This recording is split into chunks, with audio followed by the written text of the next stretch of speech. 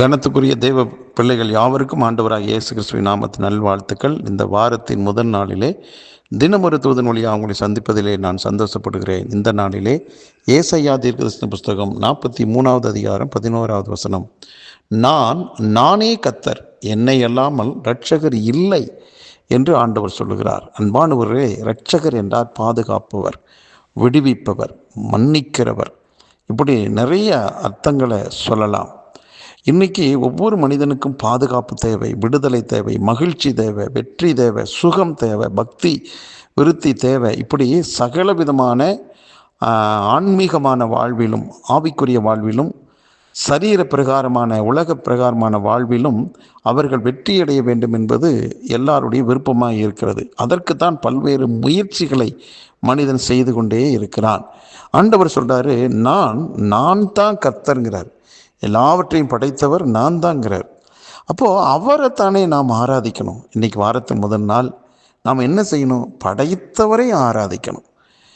அதே போல் அவர் இரட்சகராக இருக்கிறார். அப்போது நாம் எதையெல்லாம் நம்முடைய வாழ்க்கையில் விரும்புகிறோம், அதாவது விடுதலை விரும்புகிறோம், பாவ மன்னிப்பை விரும்புகிறோம், பரிசுத்த வாழ்வை விரும்புகிறோம் என்றால் இவை எல்லாவற்றையும் கொடுக்கிறவர், அந்த பாதையில் நடத்துகிறவர் தான் இரட்சகர். ஆகவே அந்த இரட்சகரை தொழுது கொள்வதற்கு ஆயத்தமாகலாமே. இன்றைக்கு மற்ற எல்லா காரியங்களையும் ஒதுக்கி தள்ளிவிட்டு என்னை படைத்தவரை நான் ஆராதிக்கப் போகிறேன் என்ற ஒரு தீர்மானம் எடுத்து பாருங்கள். அதே போல் அதை செயல்படுத்தி காட்டுங்களே. இன்னைக்கு மட்டும் நீங்கள் புறப்படுங்க, உங்கள் குடும்பத்தை ஆயத்தப்படுத்துங்க, உங்களோடு இருக்கக்கூடிய நண்பர்களை கூட்டிகிட்டு போங்க, எல்லாரையும் படைத்தவரை ஆராதிக்கிறதுக்கு அழைத்து செல்லுங்கள். மெய்யாகவே இன்றைக்கு அவர்கள் வாழ்க்கையில் ஒரு மாற்றம் வரும். ஏனென்றால் அவர் இரட்சகர். நாம் ஆராதிக்கிற தெய்வம் இரட்சகராக இருக்கிறார். அவரை தவிர வேறொரு ரட்சிப்பு இல்லை, வேறொரு இரட்சகர் இல்லை. ஆகவே அவரே உங்களை இரட்சிக்கிறவராய் இருக்கிறபடியினால் அவரை தொழுது கொள்வதற்கு புறப்படுங்கள்.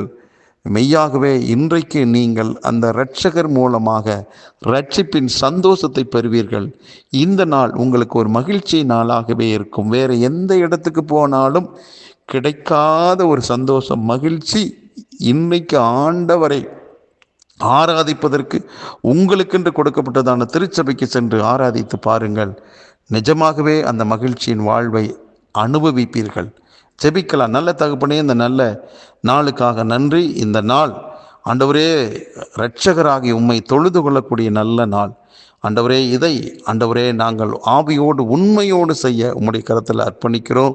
யார் யாரெல்லாம் இந்த வார்த்தை கேட்டு தன் வாழ்வை அர்ப்பணித்து ஆராதிக்கிறாங்களோ அவர்களுக்கெல்லாம் இன்றைக்கு நீ ரட்சிப்பின் சந்தோஷத்தை கொடுத்து, விடுதலை மகிழ்ச்சியை கொடுத்து, ஆரோக்கியத்தை சுகத்தை கொடுத்து, பக்தி விருத்தியை கொடுத்து, கர்த்தர் புதிய அனுபவத்தினால் நடத்த போகிற தெய்வக்காக நன்றி. ஒவ்வொருவரை வாழ்த்தி ஆசீர்வதிக்கிறேன். இந்த நாளும் வெற்றி நாளாய், மகிழ்ச்சி நாளாய் இருப்பதாக. இயேசு கிறிஸ்துவின் நாமத்தை ஜெபிக்க நல்ல பிதாவே, ஆமேன், ஆமேன்.